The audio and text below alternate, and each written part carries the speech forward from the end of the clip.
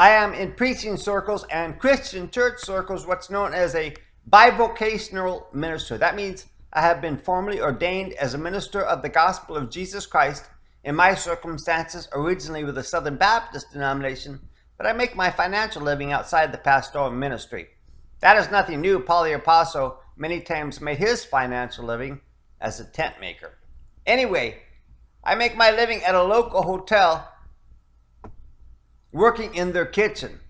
Perhaps the most stressful part of my vocation is between 3 and 4 p.m. This is the time the morning buffet is broke down and the evening buffet is put together. It's hectic. Every item needs to be removed from the buffet, some tossed out, some traded out, and some freshened, repanned, and filled. Plus, there's the last minute changes the chef might make to the menu. There are replacement dishes, there are the cleaning of utensils, there's the stocking of plates and bowls, there's the preparation of desserts, plus the kitchen I work in shares its space with a hotel steakhouse, so there's always a scramble for space. Added also a coffee shop with its cooks and waitresses in full gear. So there are times when temperatures run high and tempers run short. What happened not too long ago, I heard what sounded like an argument between cooks.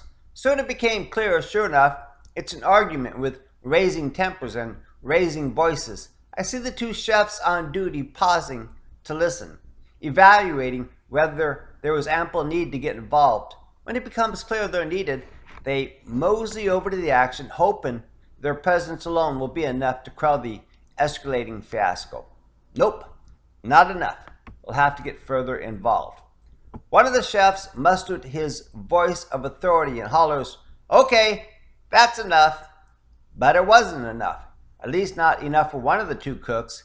He speaks a few more choice words you don't usually hear at church. He takes off his chef's jacket, throws it to the ground, which is the international kitchen code for "I quit." Indeed, he follows his dramatic action with the words, "I quit." He immediately becomes radioactive. No one talks to him, no one goes near him, no one looks in his direction. Whatever has happened to him, no one wants to get any of it on them. No one wants any part of it. They fear guilt through association. The cook gathers his knives and cooking utensils, briefly cleans them, and walks out of the building for the last time. Stressful. Very stressful. Or so I thought until I watched a recent video posted on Facebook. The video was a segment from a National Geographic program. A cameraman had been embedded with a military helicopter medevac team. The cameras rolled along as the military medic team approached a soldier devastated by an IED, that is, an improvised explosive device. The initial report had warned of a soldier who had lost 3 limbs, 2 legs and an arm, a tremendous loss of blood, and he was unresponsive.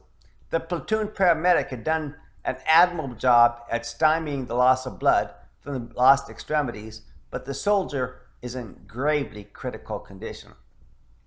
The medevac crew now on the scene administering aid while moving the soldier to transport. Still no pulse. The starting of IVs, both medication and blood, no response. The attempt to transfuse blood in a more expedient manner isn't being done quickly enough. The military paramedics are doing all they can to save this young military man's life. Still no response. They land at the mobile surgical hospital. The medical soldiers desire to stay with the fallen comrade, but the surgeons step in. The camera view is increasingly obscured by doctors, medics, orderlies, attendants, soldiers who wanted to do something, anything, to help their brother. The victim remains unresponsive. Adrenaline is administered directly to his heart. No response. In comes the defibrillation machine with the familiar paddles. Clear. Shock. Check. No response. Wait. Again. Clear. Shock. Check. No response. The soldier has shown no signs of life for almost 30 minutes now. One more try. Clear. Shock. Check. No response. They call it. The attending surgeon looks toward the clock to obtain their official time of death. The original medevac helicopter team, which with embedded cameras in tow, move to their transport vehicle. Their faces are grim. The mood is gray. One of the soldiers speaks to the camera. He says, "It's odd. Someone on the other side of the planet has lost a son. Possibly someone has lost a husband, and quite possibly some child has now become fatherless, and they are totally unaware. They don't even know it yet." The segment ends with a postscript. The name of the soldier, and yes, he was a son, a husband, and a father. You know, working in a kitchen really isn't that stressful after all. My prayer is, dear God, please never allow me to take these freedoms we enjoy for granted.